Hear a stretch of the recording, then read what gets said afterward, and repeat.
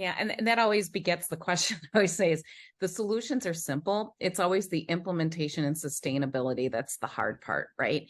Yeah. And so that's why I always say, seven things, just do these seven things and you'll start seeing that shift happen. Jen,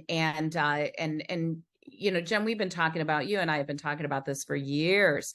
And teachers know this too. Educators know this, and principals and administrators, reading specialists, et cetera, that there aren't age appropriate materials at this level. So, what happens when you have, a sixth grader, a seventh grader who didn't get it in first and second grade?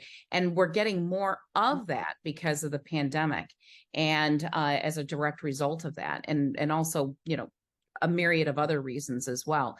Mhm. So I like the fact too, because that's something that I encounter a lot of too, is that, nobody's asking you to not teach your content, to be an expert in social studies and science, et cetera. But here is a tool that, that you can use in order to support kids to get those foundational skills down.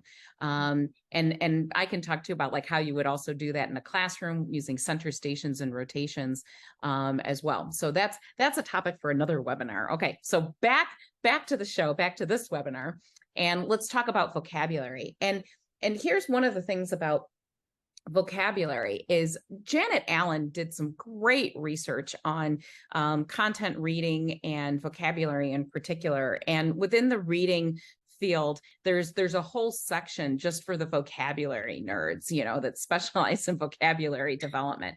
And to start with this, to start this conversation, the most ineffective way to teach vocabulary is to give your kids a list of 20 or 30 words, have them write down the definition, and then give them a quiz.